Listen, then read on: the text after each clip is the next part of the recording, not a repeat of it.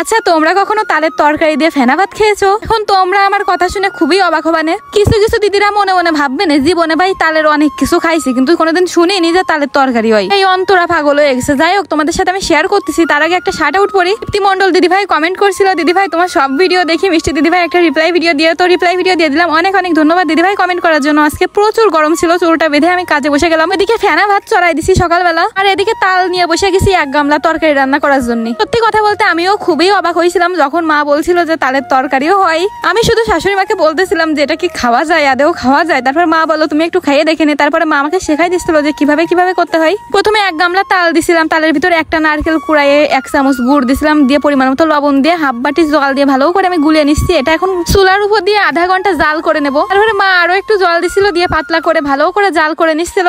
এটার নাম কি আমি জানি না, এই জন্য আমি তালের তরকারি বলতেছি। এদিকে ফেনা ভাত হয়ে গেছে, আমি তো থাল নিয়ে যে উপরে বসে রয়েছি আমি কখন খাবো। আমি খুবই এক্সাইটেড ছিলাম যেটার কি টেস্ট কেমন হবে। এই তালের তরকারি কেমন ভাবে খেতে হয় জানো? এটা 10 দিন ধরেও খাওয়া যায়। খেলে তারপরে প্রতিদিন রাত্রিবেলা জ্বালাই জ্বালাই জ্বালাই জ্বালাই যেরকম পোড়া ডাল করে না, সেরকম ভাবে খেতে হয়। পান্তা ভাতের সাথে নাকি খেতে আরো বেশি মজা লাগে। প্রতিদিন খেয়ে রাত্রিবেলা জাল করে ধুয়ে দিবা, পোড়া ডালের মতো অনেকটা গাঢ় হয়ে যাবে লাস্টের দিকে। তো যাই হোক, আমার কাছে খুবই মজা লাগছে। তো তোমরা কোনোদিন এটা খাইছো কিনা, এটার নাম জানো কিনা আমাকে কমেন্টে বলো। টাটা।